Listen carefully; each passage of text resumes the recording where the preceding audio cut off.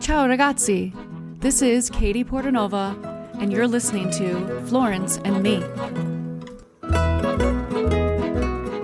I'm a lover of stories and all things Italian, and I'm going to bring you all that in this podcast. My intention is to inspire you to step out of your comfort zone and explore life and travel the world. Join me as I tell you my story and many others about Italy and my love, Florence. Andiamo! Hello. Ciao. I'm so excited to be here with you today. We're going to talk about Santi Apostoli, my favorite church in Florence. I told you on the first episode how I came in contact with Santi Apostoli from Vera, my art and architecture teacher, when I was a student studying abroad back in 2002. And since then, Santi Apostoli is a church I visit every time, now that I live back in the States, every time I visit this place when I go back to Florence. I'll get into this later, but I always light a candle in this church as well. It brings me just complete hope and love towards all the people in my life, and it just grounds me when I do this. Lighting a candle is just something I always do whenever I walk into this church. I'm gonna tell you the history from what I remember from my memory before I go into the nitty-gritty details. Where the church stands right now, if you walk down Borgo Santi Apostoli from the street that leads you to the Ponte Vecchio, when you get into the piazza, you'll see on the side, if you're looking towards the river, towards the Arno, you'll see on the wall, there's a shop right there, right above the shop, there's a statue carved into the wall of a Madonna and the baby Jesus. And on that plaque below, it talks about why the piazza's named Piazza del Limbo. Piazza del Limbo is just like Limbo in the Dante's Inferno and the Divine Comedy written by Dante Alighieri. Limbo is where, if you're not baptized, this is where you end up. And we kind of say that sometimes in our own culture, like I'm in limbo, I'm not sure where I am. Where the church stands to this day, there was a cemetery where babies were buried if they died before being baptized. So it's no longer there. The church is in its place. There is a little tiny, next to the church, if you're facing the church, the facade to the left, there's kind of a little gated garden, and I don't know the whole story with that. I kind of think that that's kind of an homage, a memory of the cemetery that once stood there. I'm not sure on that. So I had you, so looking at the wall where it talks about the babies being, that weren't baptized, were buried in the cemetery. That's why it's called Piazza del Limbo. Directly behind you, so you're looking at the river, the church will be on the left of your left. If you look directly behind you, there is where it's a shop, right above the shop, it says Bagni Romani or something like that. Bagni Terme. So it was a Roman bath house before it became a shop, obviously, a boutique shop. But that's still carved on top. So I thought that was really cool when I figured out what that meant. I'm like, oh my God, that's so cool. And then as you walk into the piazza, on your right, there is an entrance to a hotel. Disregard that. But as you look at the facade, you'll notice it's not a pretty facade. I don't know anything about, I'll get into that about the facade. There's a little bit history about the facade, but not like big. But if you're looking straight at the river again, the church is on your left. Okay. There's a little, like a sign in stone that talks about when in 1966, the Arno River flooded And that's how high it got up there. So you can imagine, like, that whole church was underwater, completely underwater. And to this day, I believe they're still working on some of the frescoes. Probably not to this day, but back when I was learning about it, they kept Vera would say that they were still working on a lot of the frescoes and some of the paintings that were in to restore what was damaged from the flood. So yeah, so that's what I remember from my teacher. What I wanted to get the facts right of when it actually was discovered. The legend says that, okay, if you're looking at the facade, okay, on the facade there's a plaque towards the it's a white plaque, you can't miss it, right above a door, to your left, to the left of the door. And the plaque talks about when it was actually founded, when it was actually founded. And in history, what the facade says, the marble plaque says, in a Romanesque style, it says the church was founded in the year 800 at the presence of Charlemagne. Now that is not said to be true. It's said to have been it dates back to around the 11th century.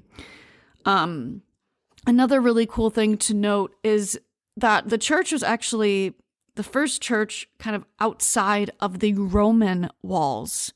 Okay, if you look at an old map of Florence from Roman times, you'll see where that there's different maps you can look at of how it kept like growing, Florence, and all the walls kept growing. And to this day, there are still walls around some parts of the city where you can, like Boboli Gardens, you can see from there.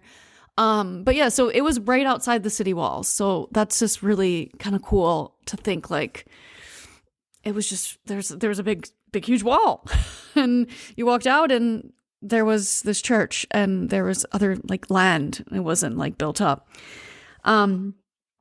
So yeah, so that's something that's always been kind of debatable about when it was actually founded. It has been remodeled over the centuries. So what you see today is not exactly how it was founded when it was founded or created or remodeled. So yeah, there's that. And the facade, like I was going to say, the facade is quite is very classic. And it was said to be the interior, was said to be inspired by Brunelleschi. Kind of creating off of the model of San Lorenzo and Santo Spirito, these other two churches in Florence. The facade it's just very basic. And if you know San Lorenzo, you can kind of see a similarity with the facade as there. But apart from the stone on the marble entry to Santi Apostoli is different than San Lorenzo, I believe. I could be wrong. What's really cool, when you walk into Santi Apostoli, what is really cool about it is if you look up, there are wooden beams. And they're just like, I remember looking up on those. And I'm like, oh my God, this is like, everything's marble, everything's stone. And you look up and there's these random, beautifully decorated wooden beams ceiling that it's said to have been added in the 13th century, 1333. But the pavement is actually there. It's a mosaic, which you'll also notice this too, which I didn't really put my head around until I kept going back and stuff. Because it was underwater, you can tell that the mosaic floor is a little wavy. Not as wavy though as San Marco in Venice. Okay. If you've been to Venice and you've walked into that church, you'll know what I'm talking about. It's because it's been underwater so much. The pavement, the floor is actually wavy. Like, it's just incredible. It's incredible. Yeah, so I won't talk any the works of art in there are kind of cool, but I don't know a lot of the history and I don't want to get into it if it's not that's not what I really was aiming for this podcast, to get into too much history, yes, but not too much of like the nitty gritty dates and like painters and stuff, unless it's my favorite painter, Filippo Lippi. Anyway, another podcast. So there is a story about, I believe it was the bell tower. The bell tower. No, it wasn't this. It's a different one. See? I'm looking at my notes as well as like we're trying to remember like what I was told. There is a beautiful tabernacle inside the church. By it's a Della Robbia, but it's not the famous Luca Della Robbia. It's Giovanni. I believe it's Giovanni Della Robbia. And yeah, and it's really pretty because it's blue. I love blue. Della Robbias always have some sort of blue, like a light blue in there, and I always love blue, and it's really, really pretty.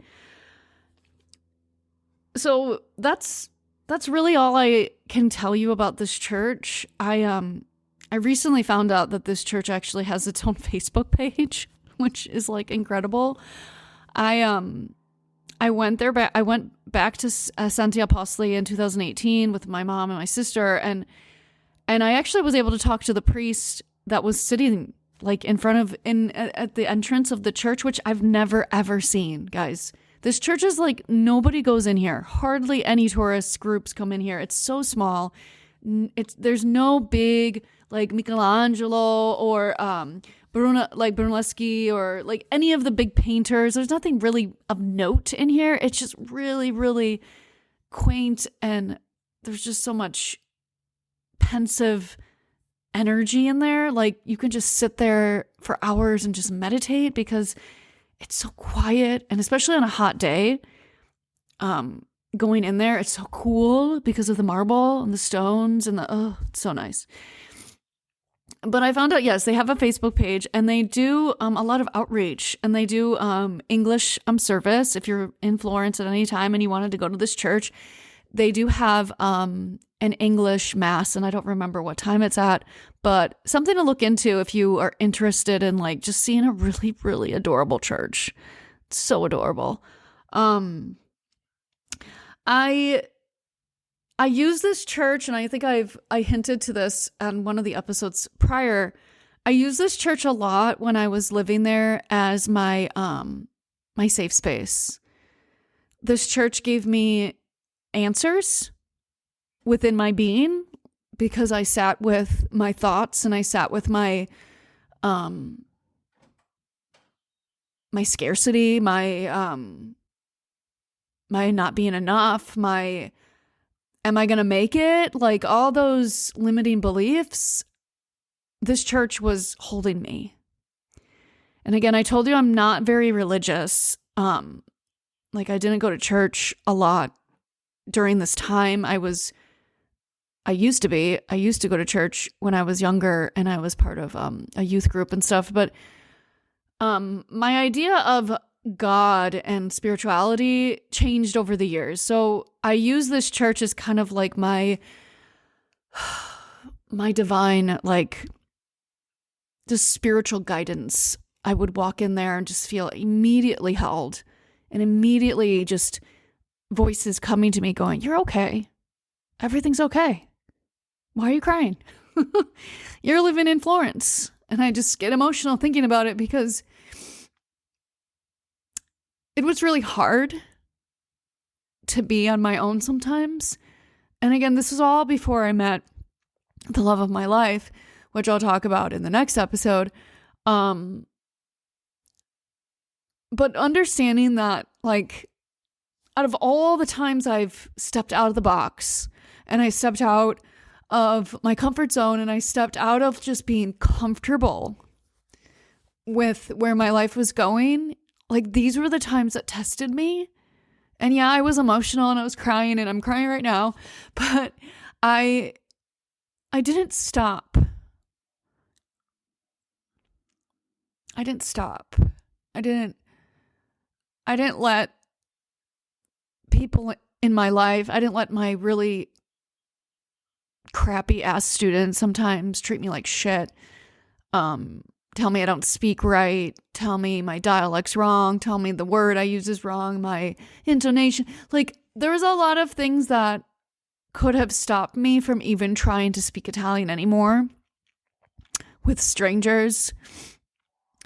But I embraced who I was, and I always said, even to my friend Kelly, if you ever listen to this, I don't know, you probably don't remember this, but I just remember idolizing her because she spoke really well and she lived there a lot longer than me, but she spoke really good Italian. But I also wanted to say, I wanted to realize that, let myself be in the space of like, you know what? I don't need to be told that I'm Italian.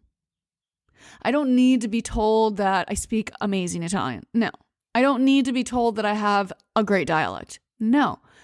It just was something that eventually just happened. And I just didn't care anymore, even when I made mistakes. And I still, to this day, I make even more mistakes because I live stateside. And I beat myself up about it all the time. And it's within me, like, just, I know this is kind of like a stupid thing to talk about. Maybe not, but like, when you put yourself out there, if it's with a language or with a job or with starting your own business, or like, you're going to get beat down and you're going to have people say, no, what the fuck? What are you doing? Why are you doing this? Like, why are you talking like that? You're American. But, you know, you're going to get all the naysayers and the people that kind of push you to the side and just kind of just, doesn't matter. It doesn't matter. It really doesn't matter what they think, because what it's important is how you are showing up in the world.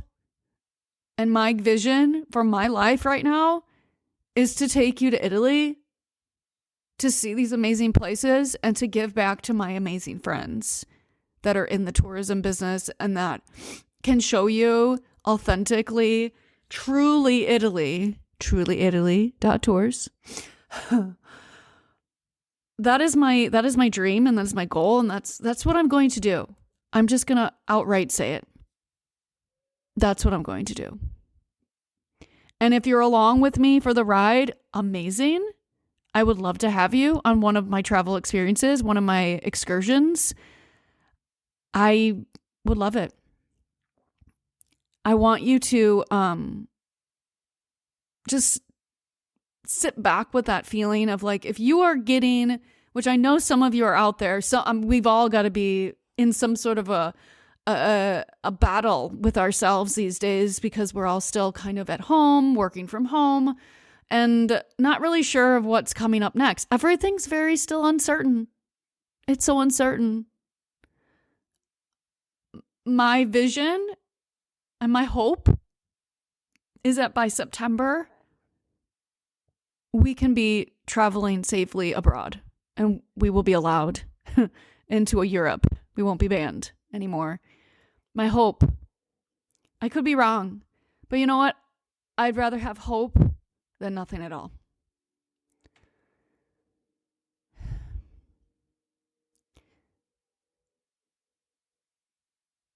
I have an amazing opportunity for you to step out of your comfort zone and really and try to see and explore these different places with me. Some of these places that we'll be going in the next few years, I have yet to be. I have not been.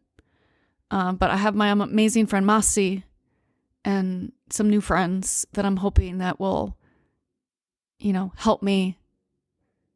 And I want to help them. And I know this episode kind of moved into like talking about how I felt back then and then also what I feel about now. But you know what? It's all relevant, and it's all happening now. This is what's happening. I got nothing else but the truth and how I feel in this moment. So I'm going to leave this episode with, please go and visit Santi Apostoli when you're in Florence. And if you're with me in Florence, we will be visiting it because it's my favorite place to be. And thank you for listening to me, and thank you for listening to me get emotional again, because this has been a really good experience for me. This will be my 6th episode or 7th episode.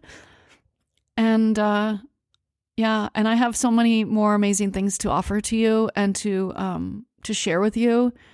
And I hope you're along for the ride. If you want to know more about Truly Italy and our travel experiences, my travel experiences, go to trulyitaly.tours. I have an email list if you want to get on there so you can hear when I have new things coming up. Go onto Facebook, look up Truly Italy Tours. And on Instagram, I've got 3 now because I've gotten too many handles because of my old one. Caterina Fiore, Katerinafiore is my personal Instagram handle. Then I have love_Firenze_Italy. And then for Truly Italy, my business, Truly_Italy. And follow me there. I love to share pictures and stories and just little things that make me happy about being able to live this amazing life in Italy and over on stateside. So thanks again. Ciao, ciao. Ci si vede. I am beyond grateful for you listening to my podcast right now. I am so excited to share my journey of living abroad and all of my stories of Florence and Italy and all the places in between that I've visited. If this has reached you in any way and you would like to continue, please subscribe now.